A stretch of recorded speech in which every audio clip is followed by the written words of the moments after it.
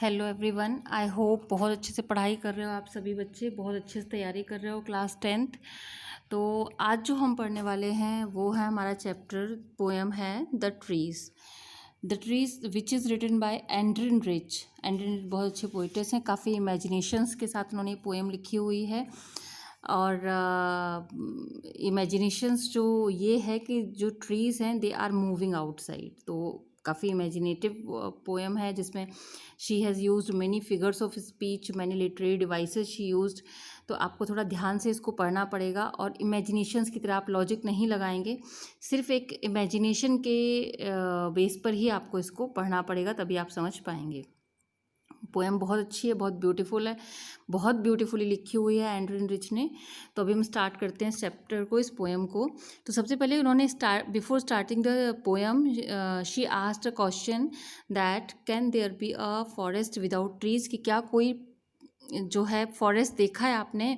Have you seen any forest which has no tree, कोई जिसके पास कोई ट्रीज ही ना हो? तो it is not possible, without trees there is no forest ना। सो पहले उन्होंने ये क्वेश्चन पूछा, तो अगर क्वेश्चन आपको लगता है या नहीं, you can answer me in comment box कि है या नहीं। So in my opinion there is no forest without any trees. So where are the trees in this poem? लेकिन अब क्योंकि वो पूछ रही हैं कि can there be a forest without trees, लेकिन इस पोएम में विदाउट ट्रीज फॉरेस्ट है। Where are the trees, where are the trees, trees कहाँ गई हैं इस पोएम में, कहाँ पर हैं ट्रीज, वेयर डू दे गो, और वे कहाँ गई हैं। ठीक है, इस क्वेश्चन के साथ में ये पोएम स्टार्ट होती है। So the tree inside are moving outside in the forest, into the forest. जो ट्रीज हैं वो इनसाइड, द ट्रीज इनसाइड, जो घर के अंदर ट्री है, जो पोइटस है। I just want to tell you before starting the poem that the poetess is sitting in a room and जो रूम का डोर है it is opening, just door के जो वरांदा है उसकी तरफ डोर ओपन हो रहा है इसका। ठीक है, तो वो सामने लगे हुए पेड़ को देख करके कुछ वो सोच रही हैं, बट वो मेंशन नहीं कर रही हैं। She is writing something and she is just thinking, she is just imaginating this thing. So the tree inside are moving outside into the forest. जो ट्रीज़ हैं अंदर की तरफ, जो उनके घर में जो वरांदे में उनके ट्रीज़ लगी हुई हैं, क्या कर रही हैं वो? मूविंग आउट, बाहर की तरफ जा रही हैं। कहाँ जा रही हैं? इनटू द फॉरेस्ट, फॉरेस्ट में। ठीक है, तो जो अब आप सोचोगे कि क्या ट्रीज़, बहुत सारे क्वेश्चंस आपके दिमाग में आएंगे, क्या ट्रीज़ वाकई में मूव करती हैं, कैसी पोएम है? तो यस, ये पोएम फुल ऑफ इमेजिनेशंस है, lots of literary devices use किए गए हैं इसमें। और ये जो है मूव कर रही है इनटू फॉरेस्ट, फॉरेस्ट की तरफ मूव कर रही है। अब ट्रीज़ को यहाँ पर एक वुमेन के तरीके से बताया गया कि जो लेडीज़ हैं, जो वुमेन हैं, वो अपने घर के चीज़ों से अब बदलाव, चेंज चाहती हैं, और वो दुनिया से, मतलब जो घरों से बाहर जा रही हैं, बाहर जाना चाहती हैं और अपनी फ्रीडम चाहती हैं। कुछ ऐसे इमेजिनेशंस, कुछ लोगों का ऐसा कहना है कि ये इमेजिनेशन इस ये सोच करके ये पोएम लिखी गई है। सो चलिए स्टार्ट करते। द ट्रीज इनसाइड, जो ट्रीज़ हैं अंदर की तरफ, वो बाहर की तरफ जा रही हैं। कहाँ? फॉरेस्ट में। The forest that was empty all these days. अब देखो इस समय फॉरेस्ट जो है वो खाली हो चुके हैं पेड़ों से, क्योंकि देखो इसमें बहुत सारे मैसेज दिए गए हैं कि फॉरेस्ट में जो फॉरेस्ट हैं वो खाली पड़े हुए हैं इन दिनों। ठीक है, और यहाँ पर कोई भी ट्री नहीं है। The forest that was empty all these days, इन दिनों पूरी तरीके से वो जो कि एम्प्टी थे, मतलब अभी तक जो एम्प्टी थे, लेकिन अब ये पेड़ जो है मूव कर करके फॉरेस्ट की तरफ चले जाएंगे और वो भर जाएंगे। अब फॉरेस्ट कैसे थे? Where no birds could sit, जहाँ पर कोई बर्ड बैठ नहीं सकती। नो इंसेक्ट हाइड, कोई इंसेक्ट छुप नहीं सकता। क्यों नहीं छुप सकता है? Answer me in the comment box, क्यों नहीं छुप सकता है? नो सन बरी, ना ही कोई सन जो है वो बरी कर सकता है। नो सन, ना ही सन अपने बरी कर सकता है अपने फीट का मतलब है यहाँ पर उनकी रेस। सन की जो रेस है वो दफन नहीं हो सकती है, किसमें? शैडो में। तो शैडो में सन की जो फीट है, जो रेस हैं, वो अब दफन नहीं हो सकती, मतलब ख़त्म नहीं हो सकती हैं।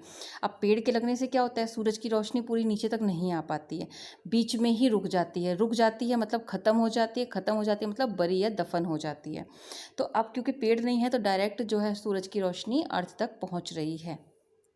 So the forest that was empty all these night, जो फॉरेस्ट पूरी, जो फॉरेस्ट जो थे, जो जंगल थे, वो पूरी इन रातों खाली है, मतलब जो इस रात अभी खाली हैं। क्यों? क्योंकि पेड़ तो घरों में हैं इसलिए, लेकिन आज रात को पेड़ जो है वो चले जाएंगे फॉरेस्ट में और फॉरेस्ट पेड़ से भर जाएगा।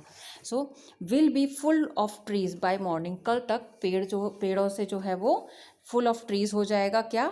फॉरेस्ट, सुबह तक, बाय मॉर्निंग, सुबह तक, क्योंकि यहाँ से सारे ट्रीज़ जो है वो कहाँ चले जाएंगे? फॉरेस्ट में चले जाएंगे।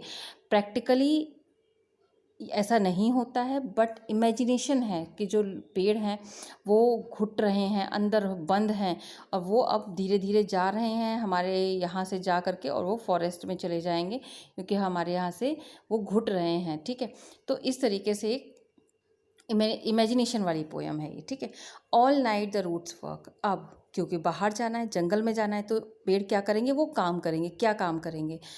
जो पूरी रात जो रूट है, पेड़ की जो रूट्स हैं, क्योंकि वो कैसे जाएंगे जंगल में? तो रूट से होते हुए ही जाएंगे ना, तो उनके रूट, सपोज आपके पैर जो है मिट्टी में अगर गाड़ दिए जाएं तो क्या करोगे? पहले अपने पैरों को हिला हिला करके उन जहाँ गढ़े हुए हैं जो क्रैक्स हैं उनसे निकालोगे। तो ऐसे ही पेड़ जो है पूरी रात अपनी रूट्स पे वर्क करेंगे, वो डिसंगेज करेंगे, मतलब अलग करेंगे अपने आप को, अपनी जड़ों को, फ्रॉम द क्रैक्स, क्रैक से, उन जो क्रैक्स बन गई हैं ना, जहाँ अंदर जाते जाते जाते उनकी जड़ों से जो क्रैक्स बन गई हैं ज़मीन में, उनसे अपने आप को अलग करेंगे। इन द वरांदा, वरांदा फ्लोर के, जो वरांदा फ्लोर की क्रैक्स हैं वहाँ से ये पेड़ जो है अपनी रूट्स को अलग करेंगे। To leave stain towards a glass, जो लीव्स हैं वो क्या कर रही हैं, और जो पेड़ हैं, जो लीव्स हैं, अब देखो इधर तो जड़ें जो है काम कर रही हैं, अपने आप को डिसंगेज कर रही हैं ज़मीन से, और इधर जो है पेड़, जो पत्तियां जो हैं वो स्ट्रगल कर रही हैं टूवर्ड्स द ग्लास, ग्लास की तरफ स्ट्रगल कर रही हैं, वो निकलने की कोशिश कर रही हैं कांच को तोड़ करके, तो वो स्ट्रगल कर रही हैं टूवर्ड्स द ग्लास। और जो स्मॉल ट्विक्स हैं, जो स्मॉल छोटी छोटी टहनियाँ हैं, स्टिफ विथ एक्सर्शन, एक्सर्शन से भरी हुई हैं।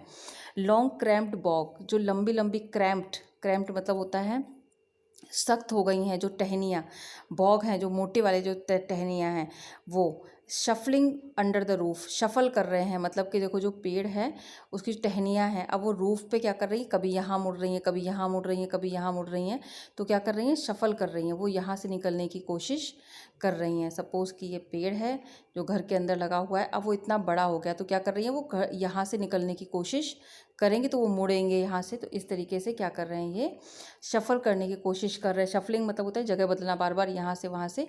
अंडर द रूफ, छत के नीचे। लाइक न्यूली डिस्चार्ज पेशेंट, जैसे कि न्यूली, अभी कोई डिस्चार्ज पेशेंट है जो कि पूरी तरीके से होश में भी नहीं आया, हाफ डेज्ड है, आधा होश में आया है, ऐसा न्यूली डिस्चार्ज पेशेंट है। Moving to the clinic door, ऐसा लग रहा है जैसे कि कोई नया, अभी जैसे कोई पेशेंट जो होता है वो उसे डिस्चार्ज करने के लिए डॉक्टर बोल देते हैं, जो कि अभी ढंग से होश में भी नहीं आया, तो वो ना क्लिनिक के दरवाजे की तरफ भागता है कि बस मुझे हॉस्पिटल से निकालो, हॉस्पिटल में रहना किसी को नहीं अच्छा लगता। तो इसी तरीके से वो कह रहे हैं कि ऐसा, ये जो पेड़ की टहनियाँ हैं वो कंपेयर कर रहे हैं। देखो लाइक वर्ड यूज़ किया है, लाइक एक फिगर ऑफ स्पीच है जिसका नाम है सिमली। ठीक है, जिसका नाम क्या है? सिमली है जिसका नाम। तो लाइक एक फिगर्स ऑफ स्पीच है जिसका नाम है सिमली। इसमें कंपेयर किया जा रहा है पेड़ की बॉक्स का जो शफल कर रही है किससे? डिस्चार्ज पेशेंट से।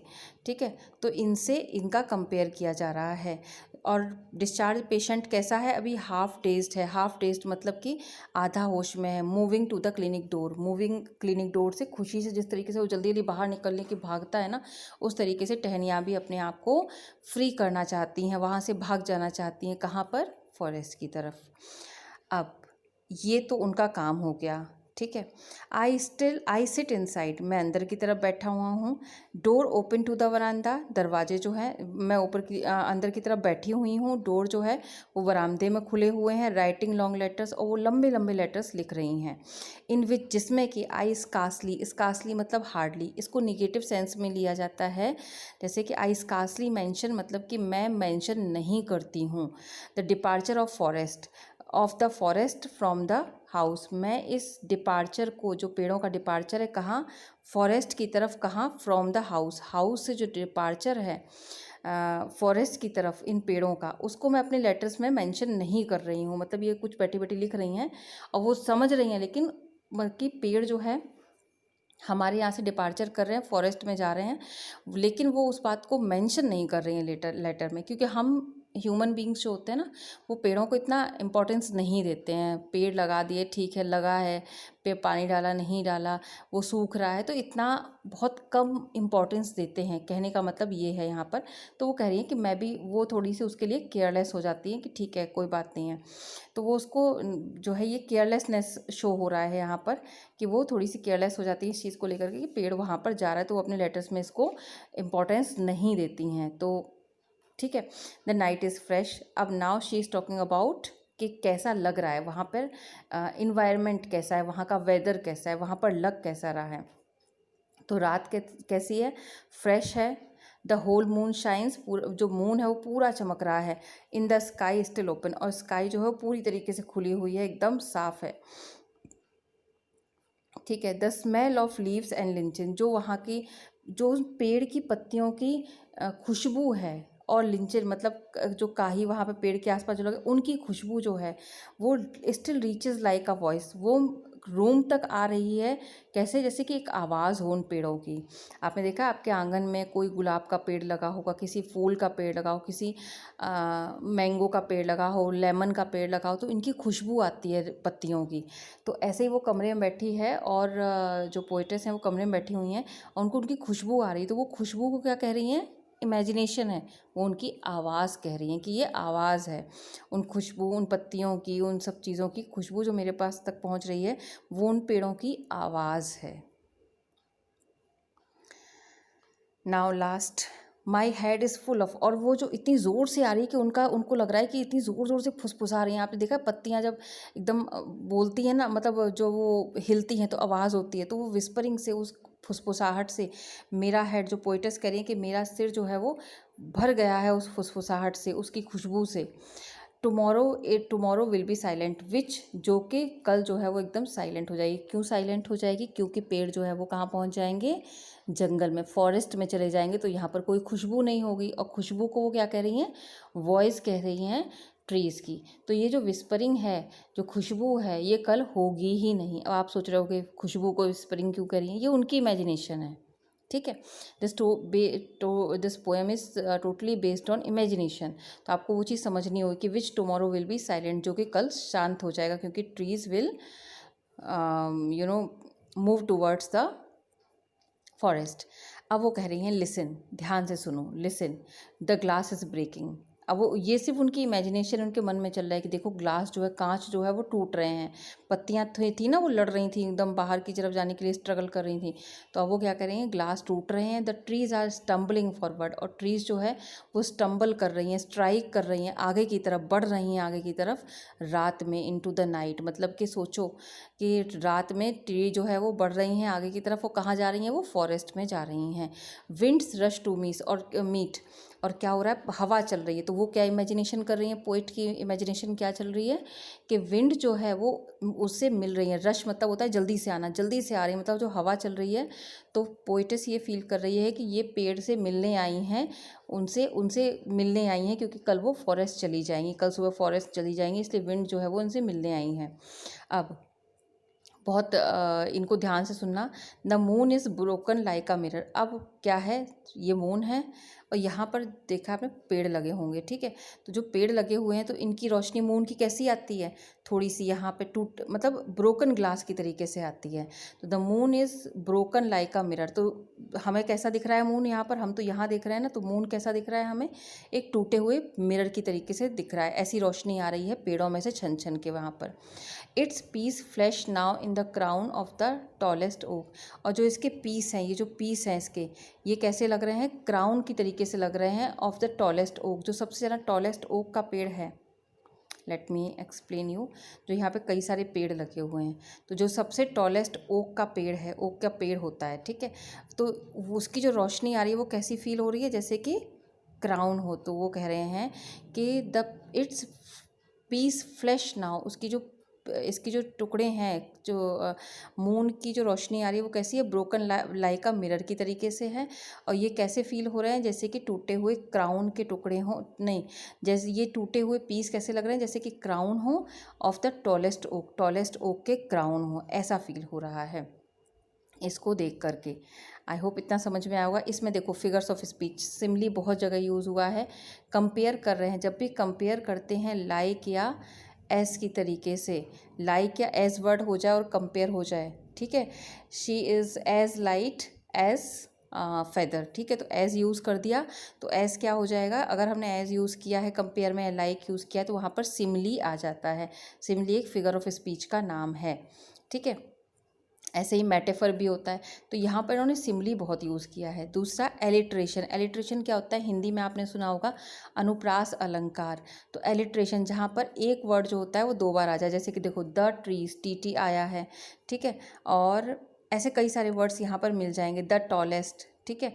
तो ये जब कोई, आपने सुना होगा ना अनुप्रास अलंकार में फर्स्ट वर्ड जो होता है इट इज़ ऑलवेज रिपीटेड, तो ये रिपीट हो जाता है। तो इस तरीके से यहाँ पर क्या हो जाएगा, एलिट्रेशन हो जाएगा। एंड पर्सोनिफिकेशन यूज़ हुआ है इस लाइन में। पर्सोनिफिकेशन क्या होता है, when you are comparing with a non living thing और living thing with a non living thing, ठीक है। जब एक नॉन लिविंग थिंग की एक लिविंग थिंग से कंपेयर की जाती है तो देयर इज़ पर्सोनिफिकेशन। तो देखो सन के कभी पैर नहीं होते हैं, ठीक है। सन की क्या होती हैं, रेज होती हैं। तो यहाँ पर फीट का मतलब है रेज, तो सन की रेज, तो यहाँ कंपेयर क्या हो रहा है, तो यहाँ ये पर्सोनिफिकेशन है। मतलब सन को हम कैसे यूज़ कर रहे हैं, जैसे कि कोई एक ह्यूमन बीइंग हो, जैसे कि कोई एक नॉन लिविंग थिंग हो, जैसे कि कोई एक ये लिविंग थिंग हो, इसके पैर हों जबकि पैर नहीं होते हैं। तो हम इसको एक सन को जो है एक लिविंग थिंग की तरह यूज़ कर रहे हैं, और इसके पैर की, तो यहाँ पर क्या हो जाएगा, पर्सोनिफिकेशन। तो इस तरीके से यहाँ कई सारे फिगर ऑफ स्पीच यूज़ किए गए हैं इस पोएम में। तो मैं बहुत जल्दी एक वीडियो डालने वाली हूँ जो आपके ये जो फिगर ऑफ स्पीच है इनके ऊपर होगा। तो आई होप आपको ये पोएम समझ आई होगी अच्छे तरीके से। लाइक एंड शेयर कीजिए, सब्सक्राइब कीजिए बच्चों, ठीक है। And thank you so much for watching my video, thank you.